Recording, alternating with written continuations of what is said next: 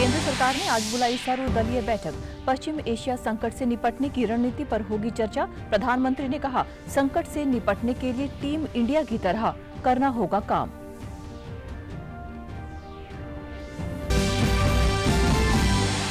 चंडीगढ़ में राज्य स्तरीय युवा संसद 2026 का किया गया आयोजन। इस कार्यक्रम में हरियाणा राज्य के लगभग 75 युवाओं ने लिया भाग।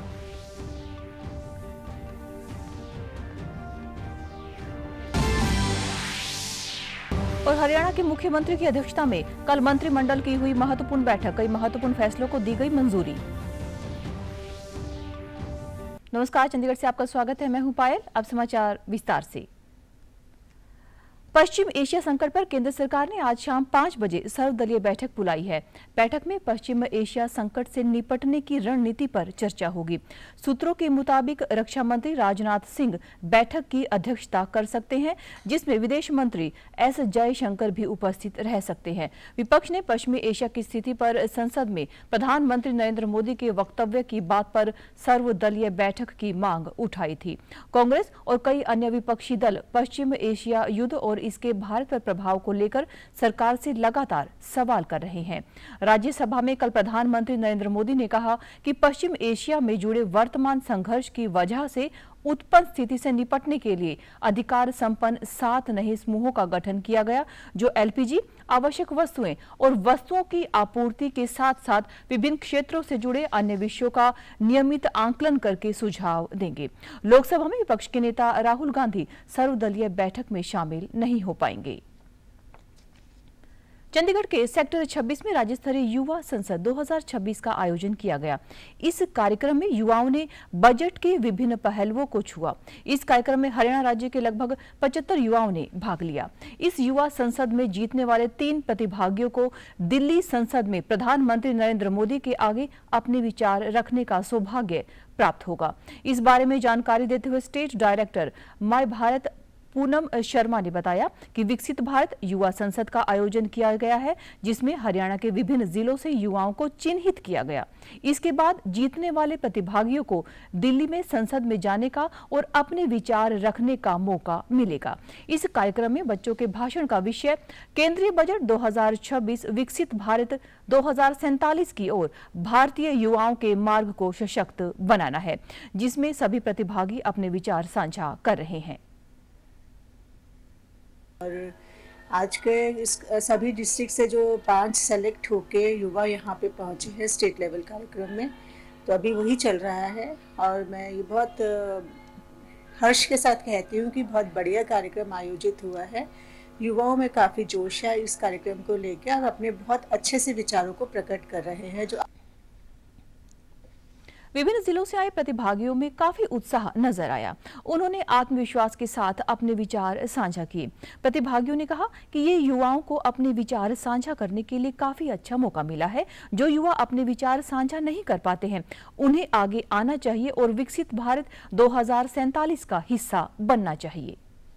ये आज का जो इनका प्रोग्राम है स्टेट लेवल युवा विकसित भारत, ये एक बहुत ही अच्छा प्लेटफॉर्म है जो स्टूडेंट्स को, युवा को बेसिकली स्ट्रेंथन करता है कि वो ओवरऑल अपनी कंट्री में कैसे अपना योगदान दे रहे हैं। और आज का जो इवेंट है वो बहुत ही इम्पॉर्टेंट टॉपिक के ऊपर है, जो कि है यूनियन बजट। हम देश के अलग अलग कोने से आते हैं।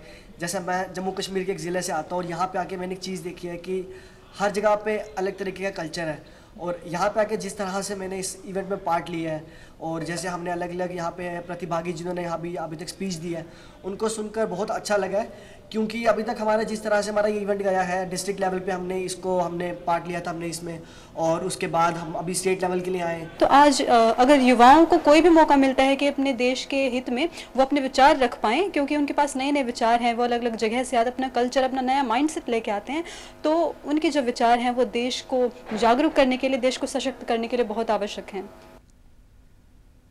हरियाणा के मुख्यमंत्री नायब सिंह सैनी की अध्यक्षता में कल मंत्रिमंडल की बैठक हुई, जिसमें कई महत्वपूर्ण फैसलों को मंजूरी दी गई है। बैठक में स्वास्थ्य और न्यायिक सेवाओं से जुड़े कई अहम फैसलों को मंजूरी दी गई। फार्मेसी अधिकारियों की भर्ती प्रक्रिया को आसान बनाते हुए 6 महीने के अनिवार्य प्रशिक्षण की शर्त समाप्त कर दी गई है। इसके साथ ही सीधी भर्ती का कोटा 75% से बढ़ाकर 95% कर दिया गया है, जबकि प्रमोशन का हिस्सा घटाकर 5% कर दिया गया है। नागरिकों की बेहतर स्वास्थ्य सुविधाएं उपलब्ध कराने के लिए लगातार कार्य कर रहे,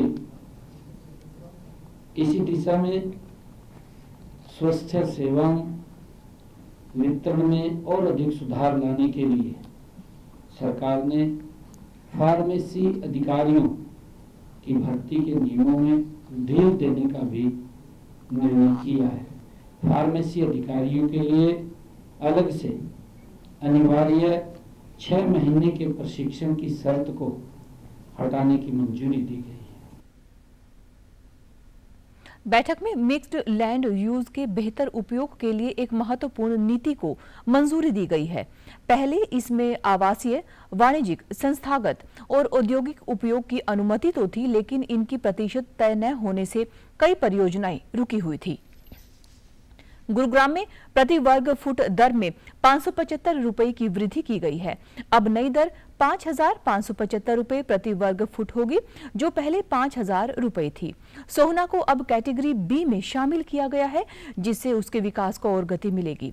इसके साथ ही फरीदाबाद तथा सोहना के लिए अब दरें 5,450 प्रति वर्ग फुट निर्धारित की गई है। वहीं पंचकूला, पिंजौर, कालका व अन्य हाई एवं मीडियम पोटेंशियल शहरों के लिए दर अब 5,050 रुपए प्रति वर्ग फुट तय की गई है। वहीं पर लो पोटेंशियल शहरों के लिए दरें 4,250 रुपए प्रति वर्ग फुट तय की गई है। बैठक में औद्योगिक विकास और व्यापार करने में आसानी को बढ़ावा देने के लिए औद्योगिक लाइसेंसिंग नीति 2015 में संशोधनों को मंजूरी दी गई है। कृषि क्षेत्रों में बाहरी विकास शुल्क को तर्कसंगत बनाया गया है। ग्राम पंचायतों को प्रोत्साहित करने के लिए भी निर्णय लिया गया है कि जितना जल शुल्क वे इकट्ठा करेंगी, उतनी ही अतिरिक्त राशि सरकार द्वारा दी जाएगी। सरकारी अस्पतालों में योग्य तकनीकी स्टाफ की उपलब्धता सुनिश्चित करने के लिए ऑपरेशन थिएटर असिस्टेंट पद के लिए पात्रता मानदंडों में संशोधन को मंजूरी दी गई है। राज्य में क्षेत्रीय कनेक्टिविटी को मजबूत करने तथा औद्योगिक विकास को बढ़ावा देने के उद्देश्य से Haryana orbital rail corridor project की संशोधित लागत अनुमान को मंजूरी दी गई है। आज लोकसभा में वित्त मंत्री निर्मला सीतारमण ने वित्त विधेयक 2026 पर हुई चर्चा का उत्तर देते हुए कहा कि हम भारत को एक मजबूत कारोबार का केंद्र बनाना चाहते हैं। उन्होंने कहा कि कारोबार को सुगम बनाने के लिए लगातार काम किया जा रहा है। निर्मला सीतारमण ने कहा कि नई कर व्यवस्था विश्वास पर आधारित है। साथ ही उन्होंने एयरपोर्ट पर कस्टम क्लियरेंस की प्रक्रिया को आसान बनाने की बात कही। सीतारमण ने कहा कि मोटर एक्सीडेंट ट्रिब्यूनल द्वारा जारी क्लेम पर ब्याज पूरी तरह से कर मुक्त किया है और एमएसएमई किसानों और सहकारी संस्थाओं को मजबूत बनाया जा रहा है। Motor Accident Claims Tribunal, for instance, when it becomes delayed and the family of the accident victims are waiting for the payment, and when the payment comes, the interest is awarded by the tribunal. There was interest, there was a tax on it, that has also been completely removed. It is completely exempt. Is that not going to help people who are waiting for the insurance amount to be given back to the families of the affected party? उन्होंने कहा कि 17 जीवन रक्षक दवाओं पर basic custom duty पूरी तरह से हटी है और विदेशी शिक्षाओं तथा विदेशी यात्राओं पर टीसीएल में कमी की गई है। Completely we have exempted the basic customs duty on 17 critical life-saving drugs and medicines. Is this not going to benefit small families, ordinary citizens whose elder or family member is admitted in hospital and who have to buy these expensive medicines? We've brought down the basic customs duty to complete zero, exempted them from basic customs duty. Furthermore, duty-free personal imports of medicines. Chandigarh के 75 वर्ष पूर्ण होने पर एक विशेष सम्मान समारोह का आयोजन चंडीगढ़ में हुआ, जिसमें चंडीगढ़ के प्रशासक गुलाब चंद कटारिया ने मुख्य अतिथि के तौर पर शिरकत की। इस कार्यक्रम में चंडीगढ़ की पुरानी तस्वीरों की एक प्रदर्शनी लगाई गई। चंडीगढ़ को बनाने में जिन लोगों ने मदद की, उन सभी को याद किया गया। इस अवसर पर मीडिया से बात करते हुए राज्यपाल गुलाब चंद कटारिया ने कहा कि 75 वर्ष पूरे होने पर विभिन्न कार्यक्रम आयोजित करके एक नया इतिहास बनाया जा रहा है। साथ ही इस विषय पर भी विचार किया जा रहा है कि चंडीगढ़ का विकास कैसे किया जाएगा। चंडीगढ़ के स्थानीय लोगों ने भी चंडीगढ़ को बनाने में प्रयास किया था, तो उनको भी सम्मानित किए जाने का प्रयत्न किया जा रहा है। अब तक जो चंडीगढ़ की यात्रा रही है वो कैसी रही है और भविष्य में चंडीगढ़ में और क्या होना है, इसकी एक तरह से चर्चा हो। और ये 75 वर्ष जो है, हमने सोचा है कि लगातार 3 वर्ष तक हम विभिन्न संस्थाओं के द्वारा विभिन्न प्रकार के कार्यक्रमों का आयोजन करके एक तरह से चंडीगढ़ का जो पुराना इतिहास है वो भी है और इसके आधार पर भविष्य में चंडीगढ़ कैसा बने, इसके बारे में एक तरह से चर्चा का विषय सबके सामने आए, इसका प्रयत्न किया है। उन्होंने कहा कि लंबे समय से पंजाब ही नहीं बल्कि चंडीगढ़ में भी कुछ आपराधिक घटनाएं हो रही हैं, जिसके लिए हमें एक स्थायी हल निकालना होगा ताकि इस तरीके की घटनाएं ना हो। एक चुनौती का काम बना है पिछले लंबे समय से, केवल और केवल पंजाब में नहीं तो चंडीगढ़ में भी इस प्रकार की जो है ना गोलीबारी हो रही है, वो हम सब के लिए एक तरह से सोचने का विषय भी है और इसकी परमानेंट कोई व्यवस्था भी हमको करनी पड़ेगी जिससे भविष्य में प्रकार की घटनाएं न घटें। पंजाब के अमृतसर में वेयर हाउस के डीएम गगनदीप रंधावा के सुसाइड मामले में राजनीति गरमाई है। इस मामले में आज पंजाब भाजपा के प्रधान सुनील जाखड़ ने एक डेलीगेशन सहित पंजाब के राज्यपाल गुलाब चंद कटारिया से मुलाकात की। डेलीगेशन ने केस की जांच सीबीआई को देने की केंद्र से सिफारिश करने की मांग की है। पंजाब भाजपा प्रधान सुनील जाखड़ ने कहा कि ये सुसाइड नहीं बल्कि मर्डर है। उन्होंने आरोप लगाया कि कांग्रेस और आम आदमी पार्टी आपस में मिले हुए हैं और डीएम केस की जांच सीबीआई को देने के लिए अभी तक सांसदों ने हस्ताक्षर नहीं किए। बदतमीजी करदा ਉਹਦੇ ਨਾਲ ਜ਼ਲੀਲ ਕਰਦਾ ਉਹ ਇਲਜ਼ਾਮ ਅੱਜ ਲਾਣਾ ਦਾ ਚਾਹੀਦਾ ਕਾਂਗਰਸ ਪਾਰਟੀ ਨੂੰ। ਪੰਜਾਬ ਦੀ ਮੇਨ ਆਪੋਜੀਸ਼ਨ ਪਾਰਟੀ ਨੇ ਪਾਰਲੀਮੈਂਟ 'ਚ ਮੰਗ ਕੀਤੀ ਵੀ ਗਗਨਦੀਪ ਦੀ ਕਤਲ ਦਾ ਜਿਹੜਾ ਕੇਸ ਹੈ ਸੀਬੀਆਈ ਨੂੰ ਭੇਜਿਆ ਜਾਵੇ ਤੇ ਮਾਨਯੋਗ ਗ੍ਰਹਿ ਮੰਤਰੀ ਅਮਿਤ ਸ਼ਾਹ ਜੀ ਨੇ ਕਿਹਾ ਮੈਂ ਟੱਪ ਦੇਣੇ ਕਰ ਦੂੰਗਾ, ਤੁਸੀਂ ਲਿਖ ਕੇ ਦਾ ਦਿਓ। ਅੱਜ 3 ਦਿਨ ਹੋ ਗਏ ਇਸ ਗੱਲ ਨੂੰ, ਅਜੇ 3 ਐਮਪੀਆਂ ਨੇ साइन नहीं ਕੀਤੇ कांग्रेस वाले ने। भारतीय विशिष्ट पहचान प्राधिकरण UIDAI द्वारा बीते दिन एक राज्य स्तरीय कार्यशाला का आयोजन किया गया। इस कार्यशाला का मुख्य उद्देश्य आधार कार्ड के आधुनिक उपयोग और सुरक्षा के प्रति जागरूकता बढ़ाना था। इस अवसर पर पंजाब के राज्यपाल और चंडीगढ़ के प्रशासक गुलाब चंद कटारिया ने कहा कि आधार सुशासन, पारदर्शिता और ईज ऑफ लिविंग के लिए एक महत्वपूर्ण दस्तावेज बन गया है। उन्होंने कहा कि आधार सरकार को यह सुनिश्चित करने में मदद करता है कि कल्याणकारी योजनाओं का लाभ सही व्यक्ति तक पहुंचे। उन्होंने कहा कि आधार ने नागरिकों को बैंक खातों के माध्यम से सीधे राज्य और केंद्र सरकार से जोड़कर अर्थव्यवस्था को सशक्त बनाया है, जिससे प्रत्यक्ष लाभांतरण DBT संभव हुआ है। इससे सब्सिडी और वित्तीय सहायता सीधे और पारदर्शी तरीके से पात्र लाभार्थियों तक पहुंचती है। आमूलचूल परिवर्तन आया है, विशेष करके जो अभाव में जीते थे, जिनके नाम से सरकार के खजाने से पैसा निकलता था या सामान निकलता था, वो उनको ठीक तरह से मिल पाता नहीं मिलता, इसकी गारंटी नहीं होती।